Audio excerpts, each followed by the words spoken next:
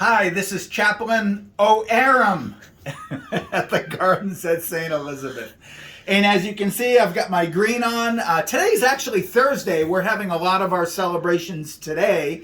The Wick School of Irish Dance is going to be here at 11 o'clock, and we're having our corned beef and cabbage dinner this evening so that we can continue to observe fasting on Lent on Friday, which is St. Patrick's Day. But I wanted to share with you just a little bit about the story of St. Patrick. You know, we have our green beer and little green people and our green plastic hats and the beads. But the story of St. Patrick is rather compelling. Of course, he was kidnapped as a teenager and forced into slavery only to escape and become one of the legendary figures in Christian history. And here's a little bit more about the real St. Patrick. At the age of 16, he was kidnapped from his home by Irish marauders and taken to Ireland, where he was sold as a slave to a chieftain and forced to herd livestock. After 6 years of being enslaved, he escaped back to Britain. Because he believed that God's hand was in it all, this is pretty amazing, he devoted his life to ministry.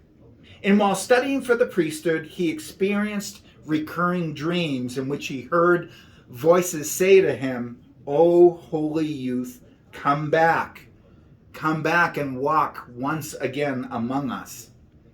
He convinced his superiors to let him return to Ireland in AD 432, not to seek revenge for the injustice that was done to him, but to seek reconciliation and spread his faith.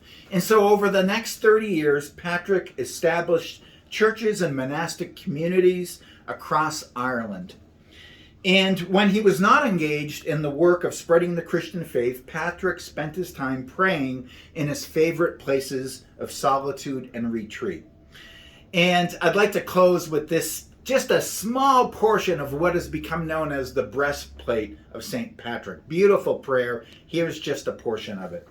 Christ be with me, Christ before me, Christ behind me, Christ in the heart of everyone who thinks of me, Christ in the mouth of everyone who speaks of me, Christ in every eye that sees me, Christ in every ear that hears me. Happy St. Patrick's Day.